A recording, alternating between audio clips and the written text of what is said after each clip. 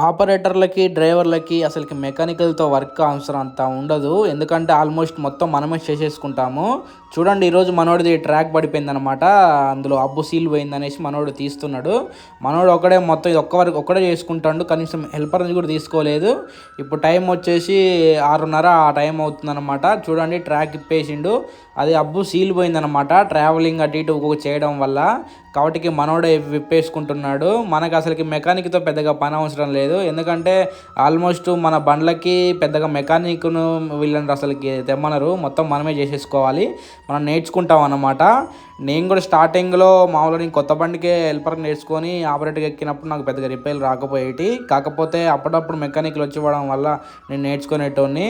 చూడండి ఎంత చీకటి పడిందో. మనోడు ఈ టైంకి ఎప్పుడో ఇంటికి వెళ్ళాలి, కానీ వెళ్ళలేదు. మనకి వర్క్ టైం ఉన్నప్పుడు మనకి ఇక ఇంటికి వెళ్తానికి అట్లేం ఉండదు. 100% పని చేసుకొని వెళ్ళాలి. చూడండి అసలుకి ట్రాక్ నిండా మట్టి ఎలా ఉందో. ఈ సైట్లో వర్షం పడి అంతా గబ్బు గబ్బు అవుతుంది. ఓకే ఫ్రెండ్స్, మళ్ళీ కలుద్దాం తర్వాత.